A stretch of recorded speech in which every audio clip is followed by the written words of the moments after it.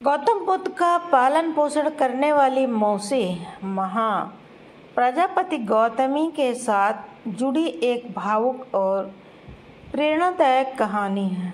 महा प्रजापति गौतमी बुद्ध की जन्म देने वाली माँ नहीं थी, बल्कि उनकी मौसी थी।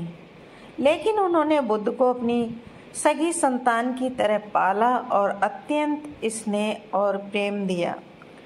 जब राजकुमार सिद्धार्थ का जन्म हुआ, उनकी जन्म देने वाली माँ महामाया का निधन कुछ ही दिनों बाद हो गया। उस समय महाप्रजापति गौतमी, जो महामाया की छोटी बहन थी, ने सिद्धार्थ को गोद लिया और उनका पालन पोषण किया। उन्होंने माँ की भूमिका निभाई और सिद्धार्थ को बड़े स्नेह, प्रेम और देखभाल के साथ पाला।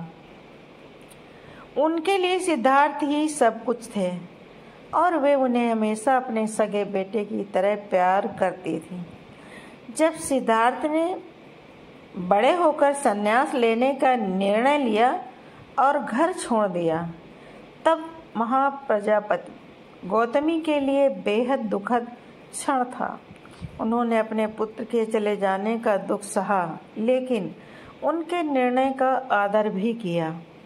वह जानती थी कि सिद्धार्थ का मार्ग कठिन और महान था, इसलिए उन्होंने अपने व्यक्तिगत दुख को दबा दिया और उन्हें आशीर्वाद दिया।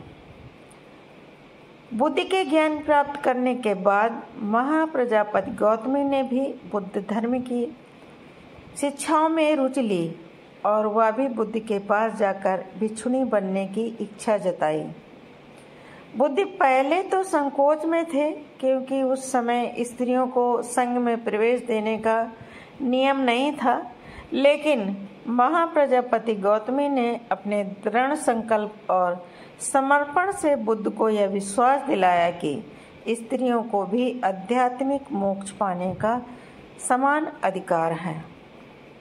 अंततः बुद्ध ने महाप्रजापति गौतमी और उन महिलाओं को संघ में प्रवेश की अनुमति दी और महाप्रजापति पहली भिक्षुणी बनी।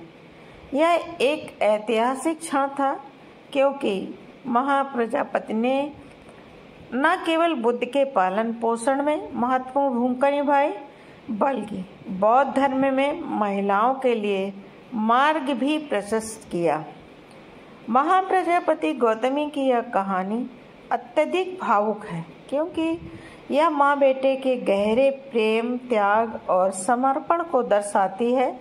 उन्होंने अपने पुत्र को संसार के कल्याण के लिए छोड़ा और अंत में स्वयं भी उसी मार्ग पर चलकर मोक्ष की प्राप्त की।